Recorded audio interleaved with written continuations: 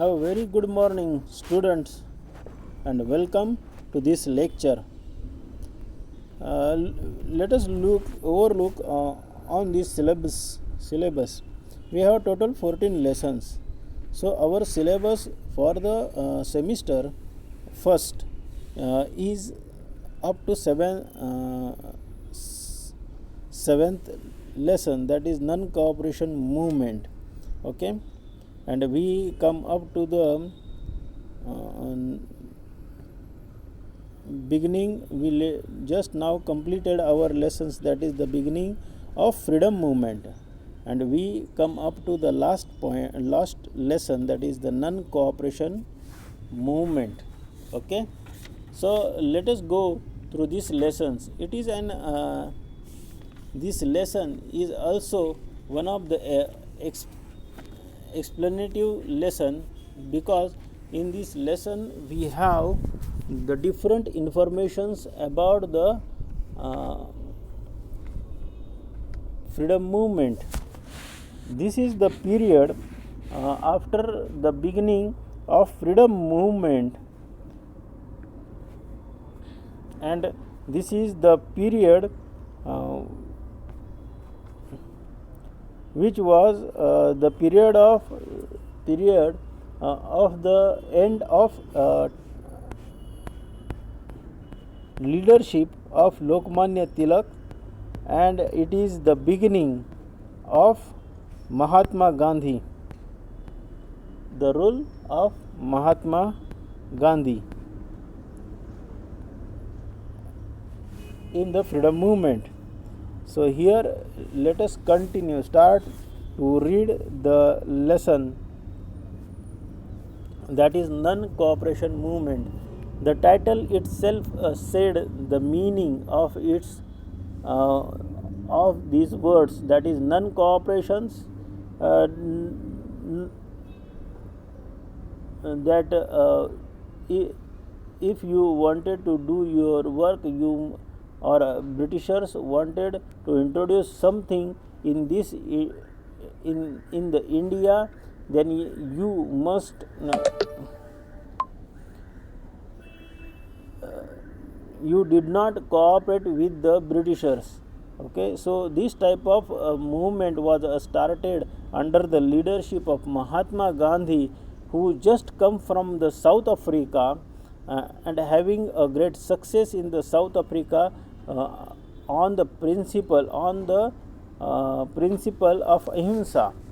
Okay, so he started to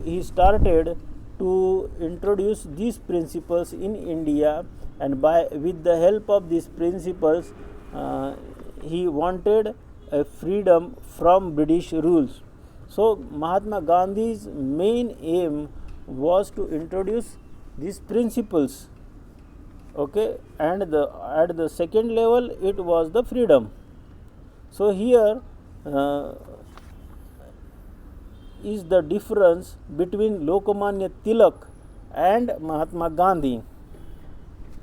Mahatma Gandhi was given importance to the to the method which you attains the goal of freedom. So he gave the importance to the method, but Lokmanya Tilak has a aim of only freedom by any means. This is the difference between Lokmanya Tilak and Mahatma Gandhi. So Lokmanya Tilak helped to the revolutionaries also, that is Damodar Chafekar Bandhu,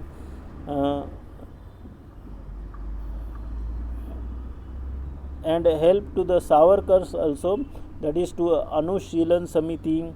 He raises the voice in by writing the principle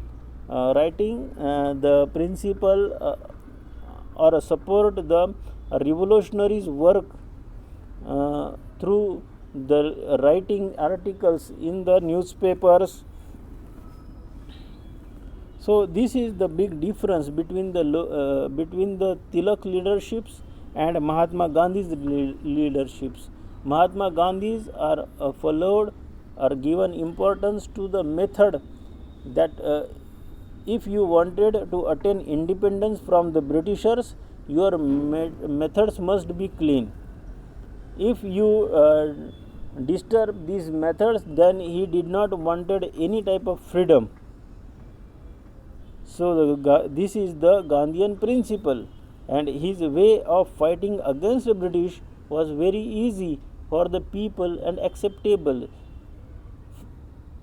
For this reason, the platform of Mahatma Gandhi is that the Congress spread throughout the India. Okay, because the fighting against Britishers is something we call easy. Just go to the movement, get some hurt from their stick of the British soldier or a policeman, and be arrested in the prison, remain 3 months in the prison, and come out as a leader of that villagers. So many peoples go through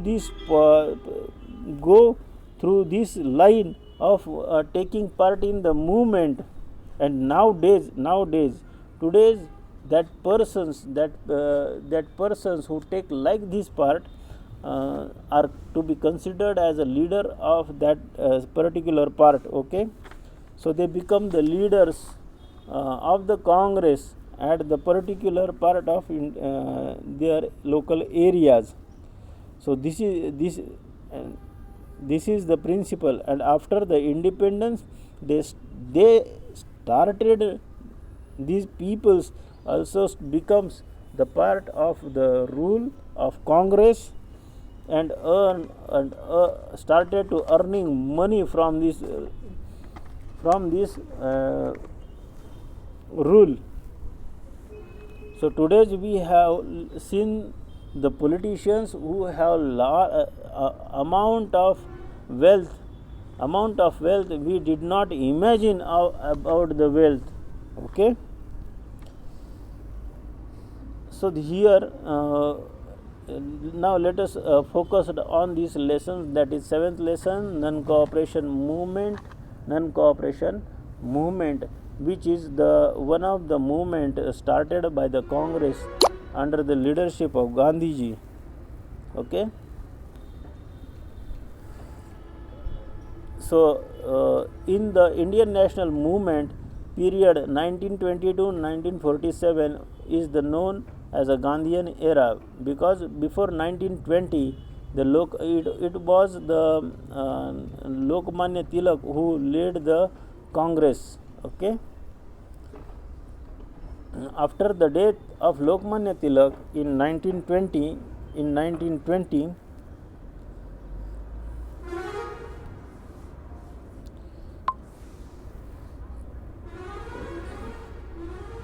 the reign of the national movement went into the hands of Mahatma Gandhi. He gave a new direction to the freedom movement with the principles of truth, non-violence, and satyagraha. Due to the influential leaderships of Mahatma Gandhi, the national movement became a more comprehensive. This leads to the beginning of a new era in the freedom movement of India. Role of Gandhiji in South Africa. Mahatma Gandhi went to South Africa for some legal work in 1893. South Africa was a colony of British. Many Indians had settled there for business, trade, and such other work. The Indians in South Africa were treated as criminals and humiliated at all times.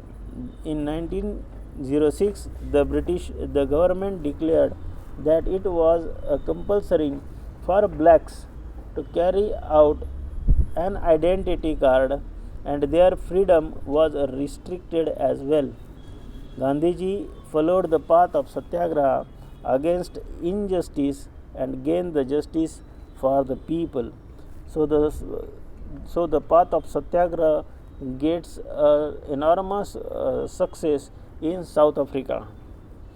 Gandhiji arrives in India 9th January 1915. 9th January 1915, Gandhiji returned to India from South Africa as suggested by the Gopal Krishna Gokhale. He made a tour to the entire nations. He becomes sad looking at the misery and poverty of the people. He took up vows of service to the nations. He stayed at Sabarmati Ashram in Ahmedabad. He followed a new technique of Satyagraha to gain the justice for a common people. Philosophy of Satyagraha.